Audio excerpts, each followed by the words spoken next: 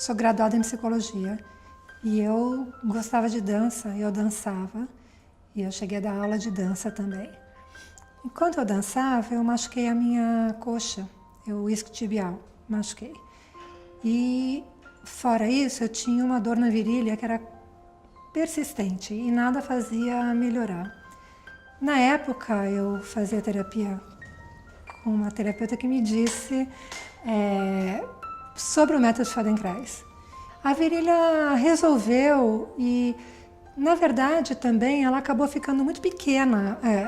O assunto virilha acabou ficando pequeno perto de tudo. A vida foi andando, eu queria passar um tempo fora e eu tenho família nos Estados Unidos e eu resolvi juntar o útil ao agradável.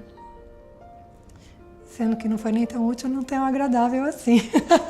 Porque eu acabei indo para fazer a formação em 87, eu acho, mas eu não fiz. Eu entrei em contato com uma pessoa do treinamento e ela dizia assim, na época eu não falava inglês direito, a minha prima que falou com ela falava assim, não, é um comprometimento muito grande, são 6 horas no chão, rolando, fazendo exercícios, é uma coisa muito grande. Minha prima desligou o telefone e disse, você tá louca, você não vai fazer isso.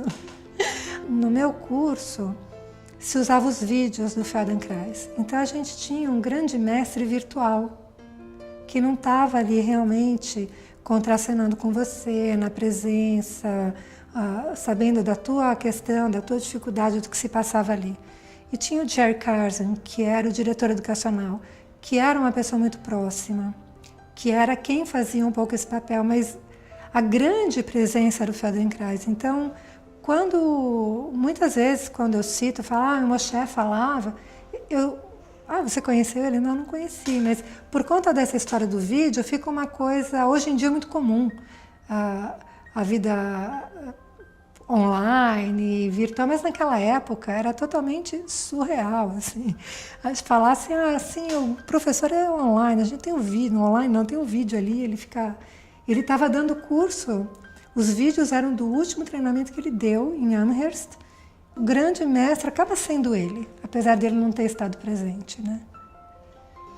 E aquela voz, com aquele sotaque carregado, então que me facilitava para compreender, foi um elo, acho que ele conta coisas muito importantes, acho que o jeito dele de falar, a inteligência, a maneira como me pegou. O Jerry era mais calado na aula, porque ele tinha que dar voz ao mestre. Ele falava do mestre, ele fazia reverência ao mestre. Um dia na aula ele chorou falando que I miss Moshe, sinto falta do Moshe. Então assim, era ainda o Feldenkrais, né? Era ainda ele. Que ele tinha um humor muito, muito pesado. Não é que ele tinha um humor pesado, ele tinha um humor que podia cair muito mal. E ele tinha um jeito de contar história, de ficar falando, uma inteligência incrível. Ele falava que o método Feldenkrais era dele, porque ele era o Feldenkrais. E que cada um ia fazer o seu método, né? Porque era o seu sobrenome, a sua história em cima disso. Eu acho que ele foi muito à frente do tempo dele. Coisas que ele falava de neuroplasticidade, do que hoje se chama de atenção plena, de mindfulness. A ciência tem mostrado, toda a pesquisa em neurobiologia hoje em dia fala muito do que ele já dizia. E ele gostava muito de frases de efeito. E ele tinha uma frase que foi uma diversão durante o treinamento, que era: se você sabe o que você está fazendo, você pode fazer o que você quiser. Se você abre a mão desse jeito e acha que você está com a mão aberta desse jeito, você não sabe o que você está fazendo. Se você abre a mão desse jeito, alguém fala abre a mão, e você abre a mão assim para brincar com o outro, você sabe exatamente que você está fazendo isso, então você está fazendo o que você quer. A brincadeira do treinamento é que daí começaram frases de efeito. Se ninguém sabe o que você está fazendo, você pode fazer o que você quiser. Tem esse livro que chama The Elusive Obvious. E esse livro ele tem uma marca importante para mim, que realmente é importante, no sentido de que nesse livro eu encontrei uma frase do Feldenkrais que ele dizia que ele estava interessado, ele estava atrás, I'm after, estou interessado, estou atrás, estou de cérebros flexíveis e não corpos flexíveis, né? Esse foi uma frase que me... Peraí, isso faz sentido. E eu acho que essa frase também conceitua muito, é um resumo muito importante do que é o trabalho. Porque o trabalho, muita gente fala, é um trabalho de corpo, é um trabalho corporal. Muita gente no começo falava, consciência do movimento. Não, não é. Não é consciência do movimento, é pelo movimento, né? É o uso do movimento para se perceber padrões, para se perceber hábitos. A conversa, o diálogo não é com o músculo, é com o cérebro. E isso faz toda a diferença, né? Quando eu fui para a formação, eu não falava muito bem inglês. A minha formação foi no Havaí, foi no meio do nada. Era uma ilha e tinha uns postais que brincavam, que tinha um monte de nada, um monte de água e falava, você está aqui. E o aqui era no meio do nada. Então, assim, o primeiro ano foi um pouco tenso nesse sentido. Teve muitas turbulências, teve muitas dificuldades, assim, vamos lá. Primeiro que era no Havaí, né? Longe pra caramba. Muito legal, muito lindo. Tem a questão da língua. Eu não falava, não dominava bem a língua. Cultura. Tinha dificuldade. A própria formação gera dificuldades, porque você está mexendo o corpo, está movimentando, prestando atenção, percebendo padrões, 5, 6 horas por dia. Tinha inclusive uma brincadeira da Feldenkrais. Num determinado momento as pessoas surtavam, tinha coisas incríveis, então tinha dificuldade, era tudo muito caro, muito caro. Viagem, em 89, viajar para os Estados Unidos era uma fortuna, não é como agora. Dúvidas o tempo todo, mas o que é, o que ele está falando, do que é isso? Mas ele pôs a mão, mas aconteceu o quê? Mas por que está acontecendo? Era tudo muito... E ninguém respondia nada. Porque eu achei que eu fosse chegar lá e que eu ia ter aula. Aula de anatomia, aula de fisiologia, aula, não sei. Achei que fosse ter aula, e não tinha aula. A gente ficava no chão, ouvindo o meu chefe contar 500 histórias e a gente fazendo coisas, rolando no chão e tal. E aí tinha uma certa angústia sobre isso. E tinha uma menina, uma mulher que tinha um filho. Então tinha esse menino e o menino... E eu me perguntando, né, o que será que a gente está fazendo, tá? E o menino pequeno. E o menino um dia solta a pérola de que ele achava uma mulher muito inteligente, muito incrível, que o trabalho falava sobre a vida, sobre o conhecimento da vida. E eu... Como que um menino tão pequeno chegava a essa conclusão e eu ali me debatendo, tentando entender o que Feldenkrais falava, né? Muito boa pergunta, fique com ela. Era assim, então o tempo todo era muita insegurança. Então teve muitos. Como é que eu superei? O tempo. Muitas dúvidas eu acompanho. A gente tem dúvidas o tempo todo, questionamentos. Acho que, pelo menos eu não sou uma pessoa de certezas, né? Então... Tem um tempo que é como o silêncio da música, em que de repente quando você vai, você compreendeu sem saber direito como, porque amadureceu. E de novo, a gente não tinha contato, não tinha rede, não tinha Facebook, não tinha nada disso, né? Era carta. Então era... E aqui no Brasil, tinha eu, mas a Márcia, o Ricardo, assim, era muito pouca gente. Nós éramos muito isolados, ninguém sabia do que a gente falava.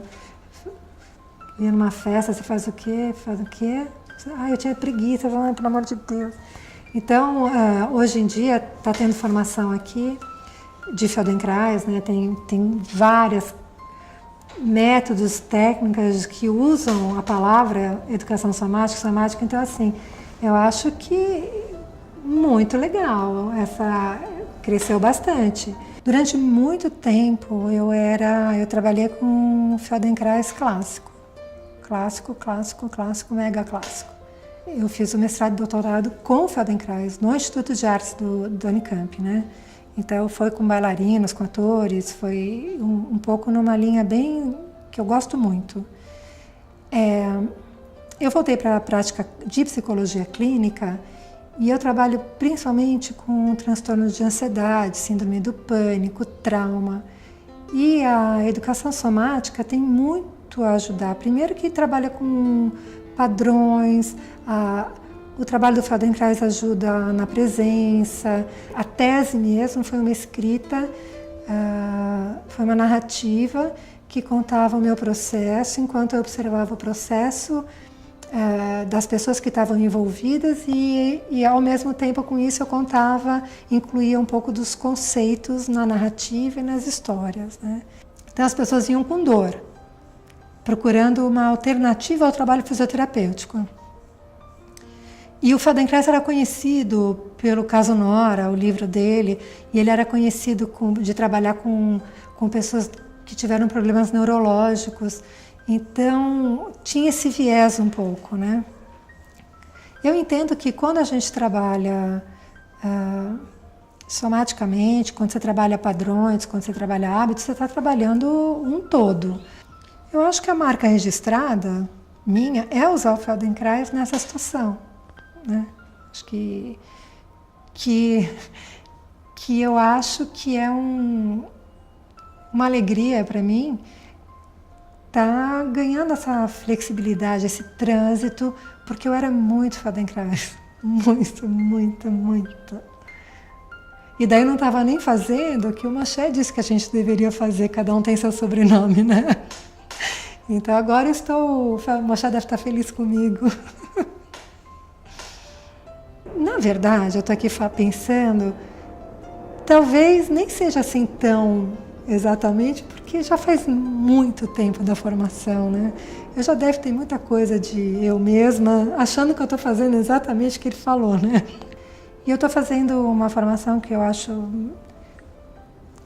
super interessante, que tem um olhar bem do funcionamento cerebral e vai direto para o foco de como se processam memórias, de o que acontece com as memórias, com memórias que não são processadas, como processá-las. E isso também é uma maneira de mudar padrão, né?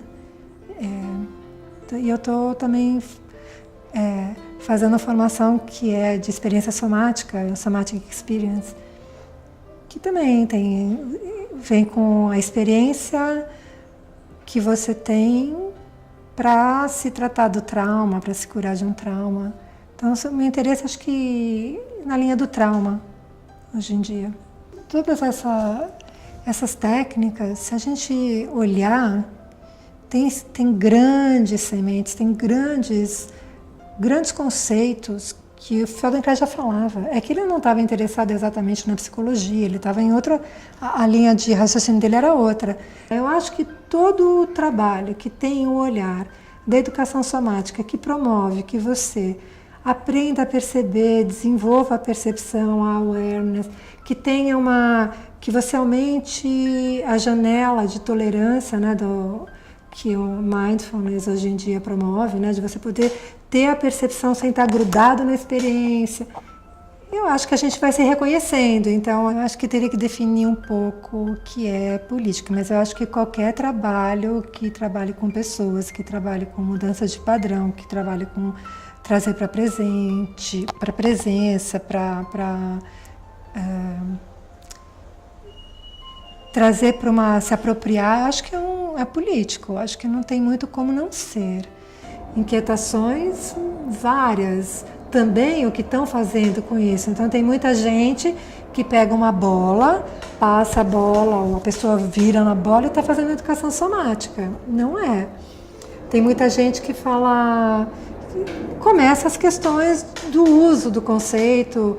Eu ficaria muito feliz se a gente tivesse educação somática como matéria curricular no ensino fundamental. A criançada aprender a sentir, sentar nos iscos, ter atenção, sentir corpo, não é prestar atenção, sentar direito o menino, né? As pessoas desde muito cedo, Ontem eu estava falando com o pessoal de dança, a mãe que tem a filha na dança, a filha com problema na coluna, na dança, tudo rígido, duro. Não é assim mais que se ensina, não deveria ser assim que se ensina em dança, né? Em muitos lugares não é.